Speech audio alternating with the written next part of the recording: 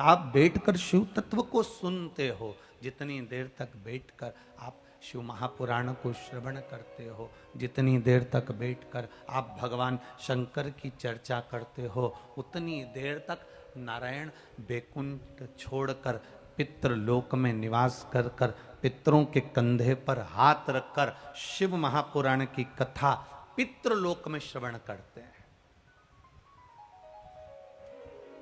शास्त्र कहता है महाराज, खेतान जी बहुत बहुत साधुवाद है।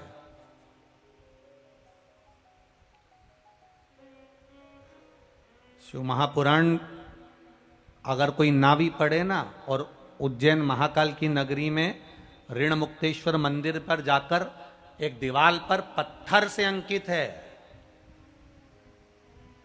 कोई पुराण एक पीढ़ी को तारेगी, कोई पुराण 2 पीढ़ी को तारेगी, कोई पुराण 7 पीढ़ी को तारेगी, पर शिव महापुराण के लिए ऋण मुक्तेश्वर मंदिर के दरवाजे पर पत्थर पर अंकित हजारों साल पहले का लिखा है। केवल एक शिव महापुराण ऐसी होती है जो 71 पीढ़ी को तार देती है। कथा करवाने वाले भी, सुनने वाले भी, बांचने वाले भी, उसमें सहयोग करने वाले।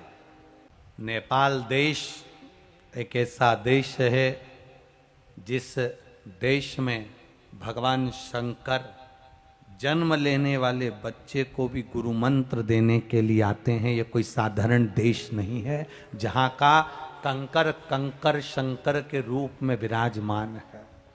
कंकर कंकर शंकर, जहां की पवित्र नदी में से भी श्री नारायण हरि शालिग्राम जी के रूप में प्रकट हो जाते हैं।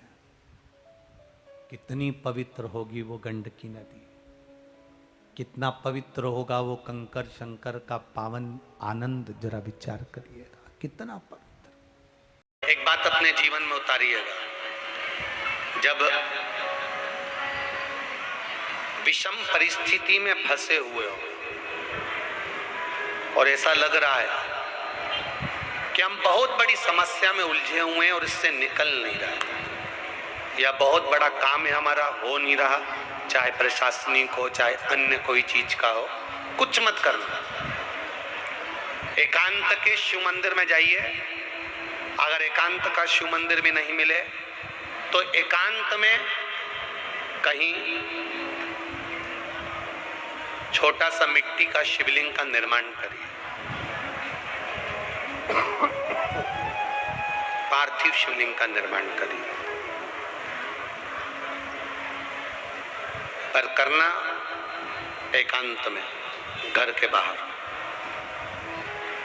किसी एकांत में शिवलिंग का निर्माण कर लो। या तो एकांतेश्वर महादेव पर चले जाओ, कोई एकांत में शिव मंदिर हो वहां, या कहीं एक पार्थिव शिवलिंग का निर्माण कर लो, छोटा सा। एक बेलपत्र, बहुत ध्यान से सुनना, एकांतेश्वर महादेव का ये वृत्तांत। जब किसी विषम परिस्थिति में उलझे हुए हो, बहुत बड़ी समस्या सामने आकर खड़ी हो गई है, सबके हाथ जोड़ लिए, सबसे निवेदन कर लिया कि हमारा ये काम कर दो, नहीं हो रहा, सब दूर से मेहनत कर ली है, परिश्रम कर लिया है, परिश्रम तब भी जारी रखना। एक बेलपत्र, एक चावल का दाना, एक सफेद पुष्प, एक शमी का पत्ता, एक छोटी सी दुर्वा।